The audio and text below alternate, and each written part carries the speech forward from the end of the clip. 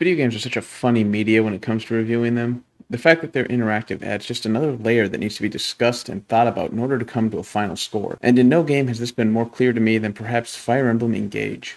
I suppose we should just get this out of the way right off the bat, but the story is, well, it's there, I guess. I mean, it's not like it's poorly told, just that it's predictable, formulaic, and a little too uninspired.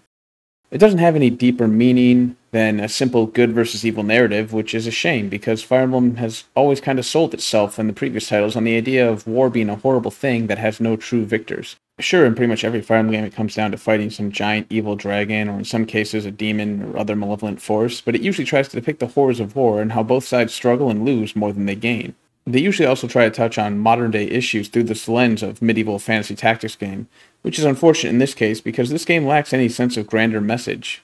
Well, I maybe shouldn't say any sense of grander message, but any message it's trying to tell is only surface deep, and it's disappointing when compared to previous titles in the franchise. But I don't want to harp too much on the story because at this point everyone knows the story was written by a class of preschoolers, and while it's a horrible blemish that will impact the final decision of the game, it's not the only metric by which we measure the game's success or failure. So let's talk about some of the actual successes it had. The first and most obvious is the gameplay. This game definitely shook up the formula of the standard Fire Emblem tactics, and in a good way. Mechanics like Poison, which were brought back from Fates, the break mechanic, which took the place of the usual weapon triangle advantage, and of course the backup mechanic. All three of these were fantastic additions to the series that made me rack my brain like an executioner trying to earn a promotion. Although I do have a bad feeling that several of these are going to end up becoming nothing more than gimmicks like the battalions from Three Houses. Although I call them gimmicks, I should note that I actually did really enjoy the battalions gimmick. But since it only appeared in Three Houses and seems to have otherwise been forgotten about, I'm going to refer to it and these as gimmicks until they get more solid ground in future games. They're all simply brought in to add some change to the formula and then forgotten. Nevertheless, I do hope these gimmicks do return, as they were a fantastic way to make the enemies more of a threat and feel much stronger than they actually were without actually roiding out the enemy stats and making them difficult, if not downright impossible, to overcome. The Somniel is clearly IS's attempt to bring back the My Castle from Fates and the Garrick Mach Monastery from Three Houses, and in all honesty, this is a better version than the previous ones.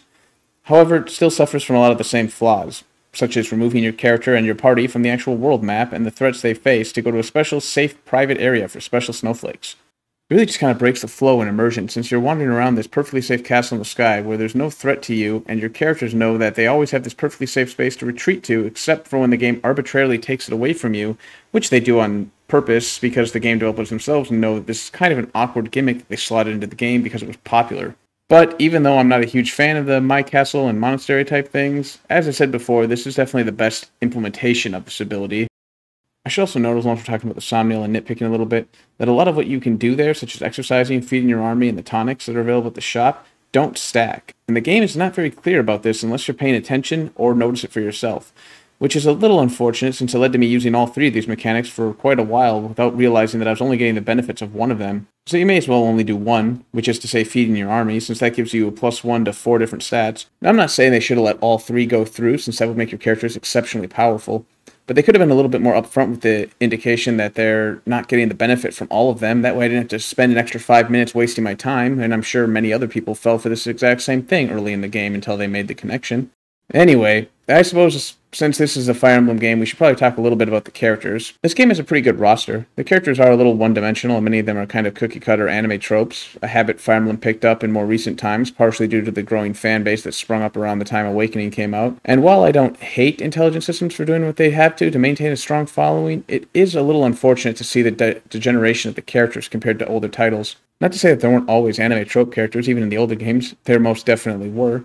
But there was a good mix of characters that fit the standard trope as well as those that were unique individuals that really had a fleshed out personality and really felt distinct from the more modern Fire Emblem characters. But despite that, and the fact that I did enjoy several of the characters that were added to this game, all of them felt overshadowed by the Emblem characters. The Emblem characters represented the primary lord from each of the previous 13 titles in the series.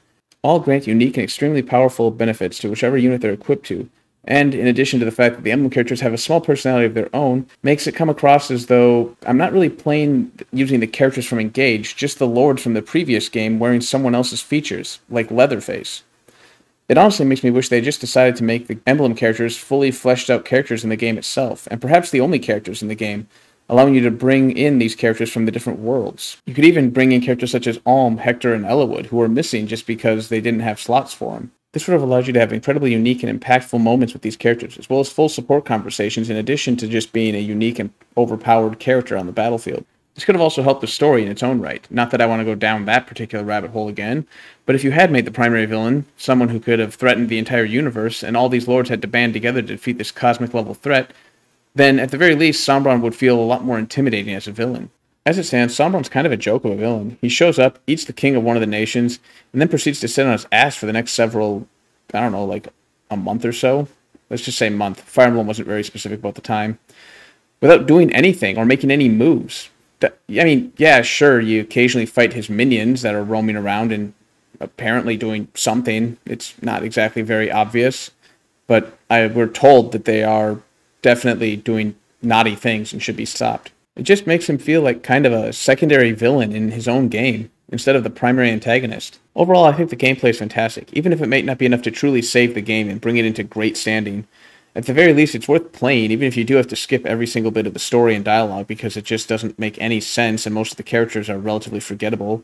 And the game has a bad tendency of breaking, or at the very least forgetting, its own rules it sets up in order to create dramatic scene, which thus lose all the dramatic impact, because you know that they're breaking their own rules in order to set up these dramatic moments. Sorry, I'm distracted again. What's more, it seems Intelligent Systems, or at the very least the writers at IS, have yet to grasp that it's very difficult, especially in a lackluster story such as theirs, to convince the audience that you've killed off the main character. I guess the final word would just be that as long as you're looking for challenging gameplay with a lot of thought needed to be put into each turn in order to maximize efficiency, then this is definitely the game for you.